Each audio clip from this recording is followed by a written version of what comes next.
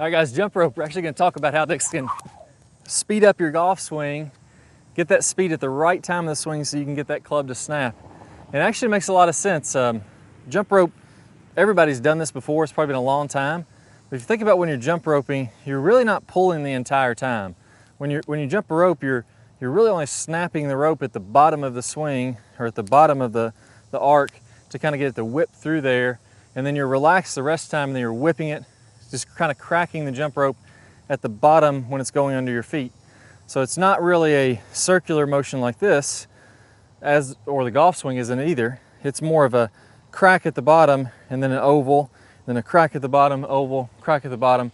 So if you just kind of take a string, maybe you don't have a jump rope laying around, but if you have a rope, anything you can swing, you could even grab a golf club and do the same thing. If I start to spin this around, if I really want it to go fast at the bottom, I've got to kind of crack that down there. The rest of the time I'm relaxed, and then bam, I'm getting that to really speed up just at that one point of the swing. If I was to try to speed it up at the top and then at the bottom, it really wouldn't work, where I would just have my timing would be way off. You can only get that rope, you can only get that club to speed up, accelerate, and kind of crack at one point in the swing, so you have to pick one that is. Well, in the golf swing, obviously we want that to be at the golf ball. That's where we want that club to really be accelerating. But the problem is I find most players want to crack that rope or snap that golf club back here. That's where the casting comes from. That's where a lot of the errors in the golf swing come from.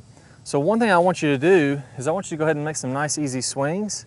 Go ahead and let those wrists be really loose, and then I want you to go ahead and feel like you just snap them at the bottom. We're not going to get technical at all, excuse me, at all. You can go ahead and do whatever technique you want to. It doesn't even have to be a golf swing. You can do all kinds of crazy stuff, but I just want you somehow to get that to really snap just at the bottom of the swing. And play around with that for a little bit until you feel like you're really smooth, and then bam, it's all happening right where the golf ball is. Now once you have done that a few times, I want you to go ahead and make that a little bit more of a golf-like swing. So we're gonna come back. As I'm coming down, I have a sharp angle on my wrist, and then you're gonna feel like you're taking this golf club, pulling it back up toward your shoulder. The bottom three fingers in your hand here are pulling up on that club, getting that club head to whip on through. That's what's gonna get the speed, that's what's gonna get the crack. So let's go ahead and try a drill out here that's really gonna be good for this. All right, so the first thing we're gonna do is we're gonna pause about halfway in the downswing, get this nice angle built up in your wrist. And then from there, I'm gonna let you pause as you're fully releasing this. So you'll see my right wrist has released. It goes from a bent back angle here to a fully released angle in front. My left hand has released down this way, which would be called ulnar deviation. This would be radial ulnar. So I'm feeling like those bottom three fingers again are gonna pull up to let that ulnar deviation happen. So I'm almost feeling like if this is the grip, I'm gonna snap that into the grip off as that's happening.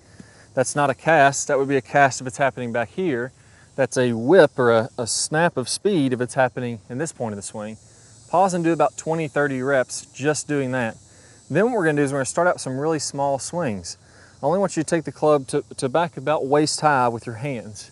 And then I want you to swing forward as quickly as you can. So I'm gonna go to here, and you'll feel that if I drag my hands through, if I don't get that snap, if I don't release that club, I'm just kind of losing a lot of speed. Let's go ahead and try that again, about waist high. Now I got that to snap a little bit better. Let's go one more. Now I really got that to go. So for a short swing, generating a lot of speed doing that. Let's go ahead and hit a couple golf balls trying that out. Now if I'm dragging it through, if I'm going to here and I'm just dragging the club through, I'm not gonna have any speed.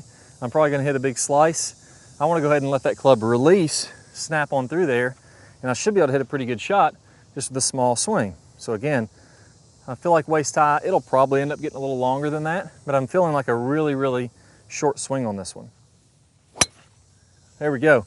That ball, I even drew it a little bit too much, but that's a good drill to do. Do about 15 or 20 of those till you start to get that good flight and that snap of speed at the right time.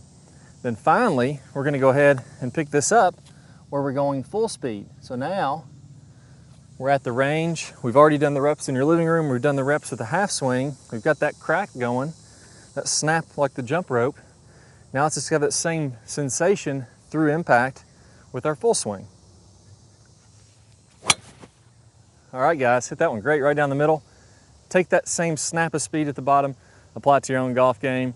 You're gonna pick up some serious yardage. See you soon. All right guys, hope y'all really enjoyed this video on how to snap that club. And a big piece of this, which we worked on with a short swing, which we worked on in all of this, is we have to get an angle of lag. If we don't get very much lag in the downswing, there's nothing there to snap. If I've already cast the club from the top, there's no way I can snap that club. So I got a great bonus video for you in a second. We're gonna talk about one of my best drills to increase your lag right away, and then you can really get that thing to fire hard. So I'm gonna play a preview of that lag video here in a second. Just click the iCard up in the top of the screen or down below in the description, and you'll get instant access to that video. Plus you'll get 5 bonus videos from the Top Speed Golf system. Good luck, I'll see you in the lag video.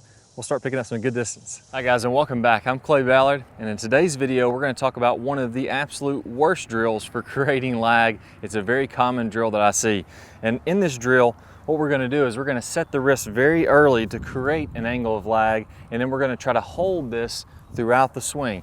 It's one of the worst things that you can do to build lag. I'm gonna talk about the science behind why this is the case, and I'm also gonna give you a great drill to help you improve your lag, all in this video. Let's go ahead and get started. If I do it this way versus holding that position, exact same thing happens when we're building lag in the golf swing. So what we wanna do is throughout the swing, I wanna have a very low and wide takeaway. So I'm not gonna set my wrist early at all. If you look at a lot of the top players, you look at Adam Scott, very wide takeaway, not very much wrist set at all. You look at Rory McIlroy, you look at Tiger Woods. All these players are using a wide takeaway and not getting very much wrist set, so that later in the swing, as we start down, we can increase this wrist set, and we're really only gonna max out this angle of lag for a split second in the downswing. Okay, so a 3-step drill here. Now, as we get started with this, I want to remind you that the fulcrum in this golf club for getting a massive amount of lag is right at the end of the golf club. This is where I want my hinge point to be.